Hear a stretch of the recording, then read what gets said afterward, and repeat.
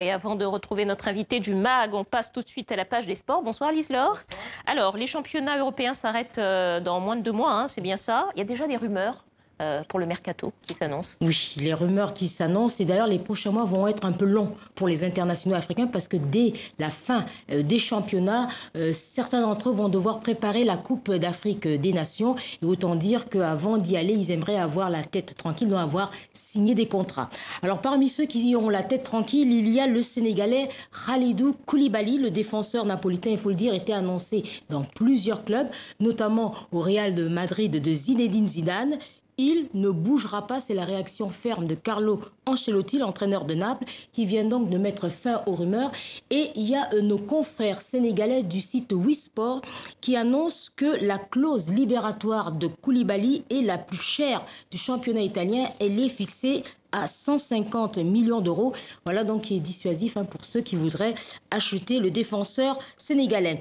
Une année supplémentaire à l'Ajax d'Amsterdam pour André Onana, le portier camerounais qui est désormais titulaire en équipe du Cameroun, vient de signer jusqu'en 2020. C'est une signature qui confirme ses performances et son bon début de... Il vient de signer jusqu'en 2022, signature qui récompense donc ses performances à l'Ajax d'Amsterdam qui est donc qualifié pour la Ligue des Champions. J'ai vu Lise-Laure aussi qu'il y avait un autre joueur qui était annoncé sur le départ, Nicolas Pepe, Oui, qui est à Lille. Oui, l'Ivoirien qui est deuxième au classement des buteurs du championnat de France avec 17 buts et courtisé, il faut le dire, par les grandes écuries européennes. Alors, on parle d'un intérêt du Bayern de Munich. Il y a quelques mois, on parlait même d'un club en Chine qui serait prêt à verser 80 millions. Alors, tout ça, ce ne sont que des rumeurs, mais ce qui est certain, c'est que Nicolas Pepe va partir de Lille. Et ce matin, en conférence de presse, le président de son club, Gérard Lopez, l'a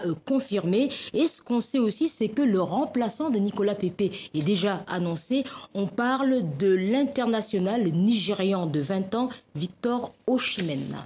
Bon, on va terminer avec le foot féminin pour parler du nouveau classement FIFA. Nouveau classement FIFA à près d'un mois de la Coupe du monde de football qui se jouera en France. Alors, dans ce classement, on retrouve donc les sélections féminines dans le top 5. On retrouve, sans surprise, les États-Unis championnes du monde, l'Allemagne, l'Angleterre, la France qui perd une place et le Canada. Et on a pensé évidemment à nos Africaines, notamment le Nigeria, le Cameroun et l'Afrique du Sud, qui vont représenter l'Afrique dans cette Coupe du monde.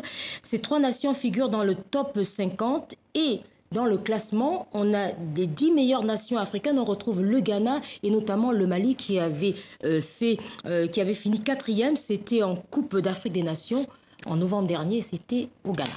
C'était au Ghana. Merci beaucoup, Lise-Laure. Merci. On vous retrouve demain.